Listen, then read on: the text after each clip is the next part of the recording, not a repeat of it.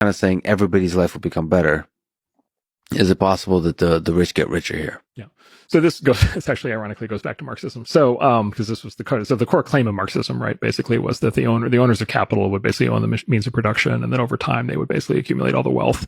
The workers would be paying in, and getting nothing in return because they wouldn't be needed anymore, right? Marx was very worried about what he called mechanization, or what later became known as automation.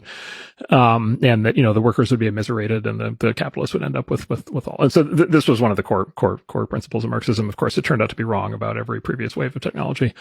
The reason it turned out to be wrong about every previous wave of technology is that the way that the self-interested owner of the machines makes the most money is by providing the production capability in the form of products and services to the most people, the most customers as possible, right? The largest, and this is one of those funny things where every CEO knows this intuitively, and yet it's like hard to explain from the outside. The way you make the most money in any business is by selling to the largest market you can possibly get to. The largest market you can possibly get to is everybody on the planet.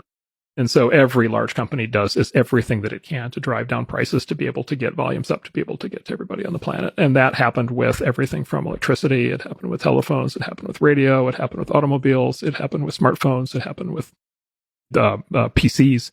It happened with the internet. It happened with mobile broadband. It's happened, by the way, with Coca-Cola.